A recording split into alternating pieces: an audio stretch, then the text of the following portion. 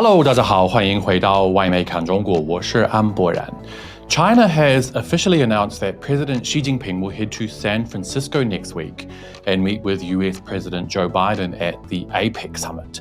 Today, we'll look at how the Western media is reporting yesterday's announcement and have a look at the crap Washington's biggest wannabe warmonger, Republican presidential hopeful Nikki Haley, has to say. This is Reports on China. I'm Andy Boreham in Shanghai. Let's get reporting. After wide speculation over the past week, Beijing has finally announced officially that Chinese President Xi Jinping will meet with US President Joe Biden in San Francisco next week as part of the APEC Summit. But before we get into that, a quick update on two major events in China this week. First up, I attended the 6th China International Import Expo here in Shanghai, which welcomed 3,400 exhibitors from more than 150 countries and regions to show off their goods and services to Chinese buyers. In case you missed it, I did a live stream from there early this week, which you can find on the Reports on China YouTube. The week-long event closed yesterday, generating a record US $78.41 billion in deals, an increase of 6.74% over the year before. That is despite the European Chamber of Commerce here in Shanghai calling the expo all smoke and mirrors and sending an ultimatum to CIIE organizers before the event kicked off, demanding that the expo do more to ensure European goods and services are sold in China.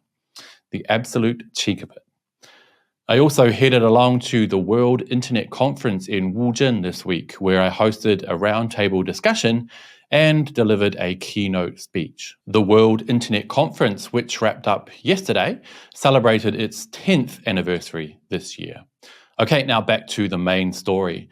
China's foreign ministry announced yesterday that President Xi Jinping will head to the APEC Summit in San Francisco next week and meet for discussions with US President Joe Biden, the first face-to-face meeting since the Bali G20 summit a year ago. Here's a bit from the official announcement. At the invitation of US President Joe Biden, President Xi Jinping will travel to the US for a China-US summit meeting and the 30th APEC Economic Leaders meeting. The two presidents will have in-depth communication on issues of strategic, overarching, and fundamental importance in shaping China-US relations and major issues concerning world peace and development. Western media has reported widely on the meeting, but I found this piece by Charles Hutzler at the Wall Street Journal to be quite fair, balanced, and free of scaremongering rhetoric. The piece mentions goals and talking points that may be brought up by both sides during the meeting.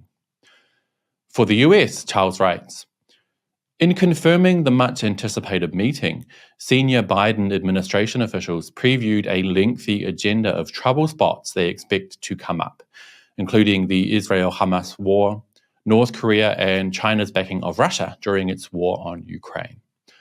The piece continues, the US is also seeking Beijing's help in choking off exports of chemicals shipped to Mexico, where they are used by drug cartels to make fentanyl. Now, that last sentence was very fair and accurate, mentioning that the US fentanyl issue is orchestrated by drug cartels in Mexico, who use ingredients legitimately purchased from China to create fentanyl and smuggle it into the US through their weak southern border. The precursor that China sells is used in the creation of important pain-killing medications, which are specifically used for terminal cancer patients, among other things.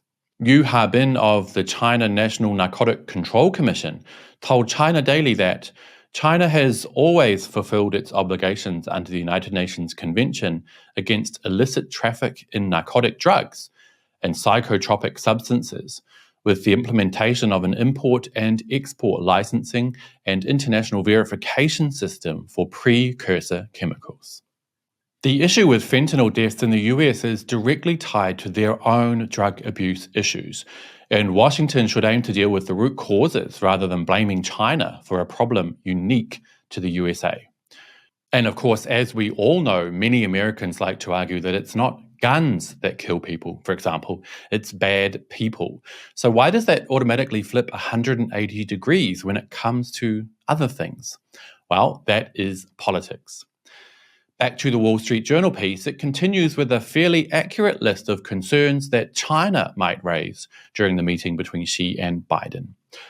Apart from the obvious issues like China and the One China principle, Charles continues, Beijing's firmly held position that the US needs to do more to accommodate China as a rising power, reiterated repeatedly by Chinese officials and in Chinese media recently, is one reason experts don't expect a breakthrough when the two countries' leaders meet.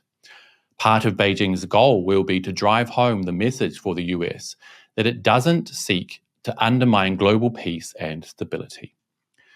He then brings up the Chinese balloon story as something that further escalated tensions between both sides, but unfortunately fails to mention that the Pentagon later admitted, after collecting the shot-down balloon for forensic investigation, that it was not receiving or transmitting any information whatsoever over the United States. He also leaves out the fact that relations between Beijing and Washington plummeted to new lows over Nancy Pelosi's reckless visit to Taiwan, in direct contradiction with long-held agreements between the two sides over the Taiwan issue. Despite this Wall Street Journal article being fairly neutral and fair, other media scrambled for scandal, running with almost identical headlines and angles. One example was about comments from Republican warmonger and presidential hopeful Nikki Haley. Check out these articles, which somehow miraculously appear to be, well, exactly the same. Nikki appeared on Fox News spreading a further bunch of misleading and scaremongering crap, including accusing China of killing Americans with fentanyl. Let's take a quick look if you can stomach it. What he should talk about in the meeting is the fact that they have to stop murdering Americans by sending fentanyl. They have to tell us why they're putting a military and spy base in Cuba just off our shores. There's a lot of questions we need to talk about. But the one thing I can promise you is going to come out is they're going to have a conversation about the weather and talk about the environment and talk about how they're going to work together on that. He's not going to call them out on anything else. That's why President Xi is willing to meet with them, is they're not scared of Joe Biden. They don't worry about what he's going to do. What we need to be saying is we're going to end all normal trade relations with you if you don't stop murdering these Americans with fentanyl. I really loved how riled up she was over the conspiracy around China building a spy base in Cuba, when the US has hundreds and hundreds of military bases around the world, including completely surrounding China. I just love the hilarious hypocrisy of the American oligarchs. But it does terrify me how many ordinary Westerners actually believe all that crap. In my opinion, I think it's a bit too risky for China's president to visit the US at this time, especially in light of the incident where a car purposefully rammed into the Chinese consulate in San Francisco just last month. But as one commentator mentioned on Twitter earlier, Xi Jinping is a lot smarter than me, so I'll trust him on this one. But what do you think? Is it a good idea for President Xi to visit the US? What do you think they'll talk about? And do you think relations between the US and China will improve? As always, I would love to hear your thoughts, so do let me know down below. And don't forget to hit like and subscribe if you haven't already. And I will see you all next time. Bye-bye.